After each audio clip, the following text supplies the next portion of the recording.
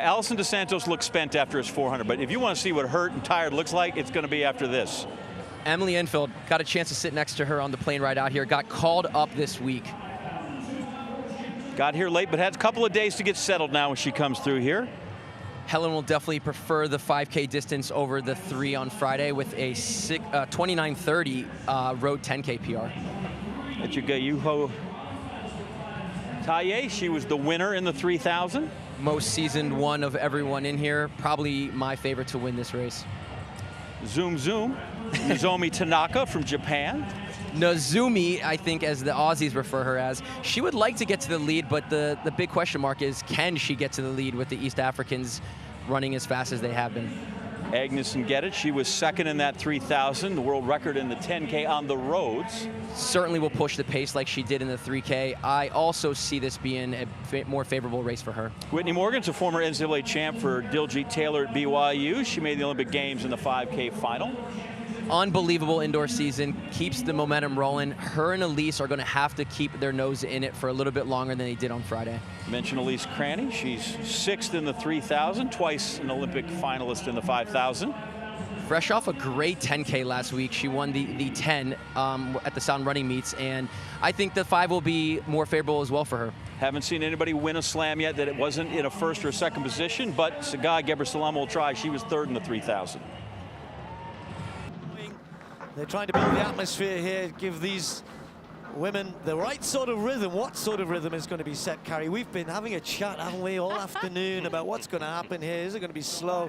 When are they going to take it on? Who's going to take it on? Will anybody take it on? I don't know. I mean, I think they're going to key off of the Africans to see how they go. I mean, they have such fast PRs, but I also think that there might be somebody that is going to say, I can't take this anymore. I got to keep it honest, like a Tanaka, like Elise Cranny, someone like that wants to get this going because they do know how fast some of these athletes can close. But we're seeing right away, Ngedit is out front. Yeah, no surprise. I really think, you know, been told that she's been training exceptionally well. She's very strong at the moment, is expecting to run fast. These conditions are not necessarily conducive to that. But when you're in that sort of shape, you can just say, okay, everybody, let's just go and run this hard. I'm going to do that. She had a little look around after 100 meters, saw that nobody was interested. So already she's decided, right, let's get this thing moving. Well, I think Taye just missed the jump, you know. I thought she was just sitting back a bit too much, and that's a thankless task now because Ejgayehu is into her rhythm, is away. The two of them are going to have to try and work together, maybe hope that that gap kind of reaches a certain point, and then after that she doesn't go further away, and then they can work to try and hold her back in. But at the moment, she's extending the gap. I actually like what she's doing. She's pushing it hard. They have to work now. They got to put the little bit of pressure on their pace to close this gap and to catch her, but she really is running very smart right now. Back into the wind, and Ejgayehu just head down. You can see she must be aware of what's happening. I was trying to see if there are screens. The sun is shining on them. They haven't got much chance to have a look. It looks as though she's trying to have a look. She might as well look around, but that gap now is only about 2 seconds, maybe 3. Look at how you can see Taye dips her chin down, and she really hones in on what she has to do to get through this wind, but she is definitely closing in, and you're right, she slowly is turning it over, slowly catching up, and maybe just winding it up as we talked about beforehand. That is her strategy to be able to beat this woman out front. I should say that the gap, if it did come down to a time, between the two of them in the 3,000 meters was just 0.3 of a second. So were Ejgayehu somehow to overturn things to, you know, the same sprint finish doesn't always play out each time. This is different. Sprinting at the end of a 5,000, a little bit different to a sprint at the end of a 3,000. Well, this is intriguing, isn't it? It's almost like a game of chess here being played out on a running track. Taye, who won the 3,000 yesterday, in her head, she's thinking, I can outkick you. I don't mind this. I don't need to do anything here. You need to do something. You need to make a move. And Ejgayehu may be thinking, I don't feel it. I really want to leave this as late as possible. Cross my fingers that I can find something in the last lap, find something in the last 200. Maybe this time I can turn the tables. Ooh, It's going to be good. They are turning that screw, and look, we are getting so close here to 1 to go. Into the last 500 meters, the Kenyan Ejgayehu on the left of your picture, Taye of Ethiopia.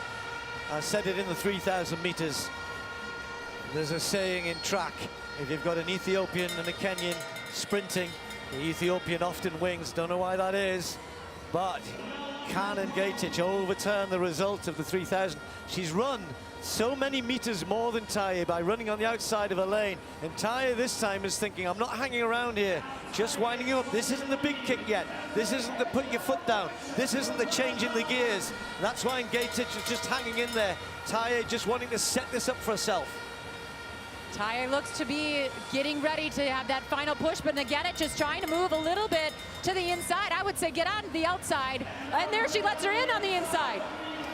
Well, Taye was doing what you always do, was kind of going, well, you're going to have to run wide, but that little push there, she wasn't ready to start, but that was like the motor being fired up there. Ejgayehu Taye into the home straight. She did this in the 3,000, but not quite to this effect. This time it's going to be a significant victory. Charging down the home straight has put a lot of distance between herself and Ejgayehu. Taye is going to win both races in the long distance. She's the slam champion. Ejgayehu again has to settle for second place. It was quick at the start. It slowed in the middle. And as predicted, it was quick again at the end. Gebre Salama is going to hang on for for third place, and that's where she'll finish in the overall as well. So the Ethiopian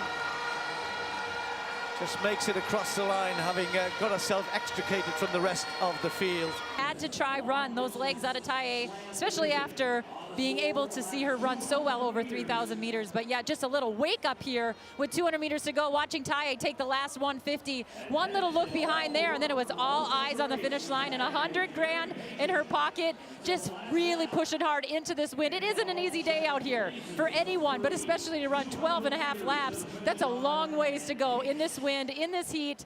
But look at the knee drive that Taye had, and look at how much she put on Ejgayehu. Big, big day. What a fun race. Who's to say long distance races aren't exciting? You just gotta wait for it sometimes. And they come in all kind of shapes and sizes, as it were, distance races. We saw a one there where somebody, Ejgayehu, had a tactic, had a plan.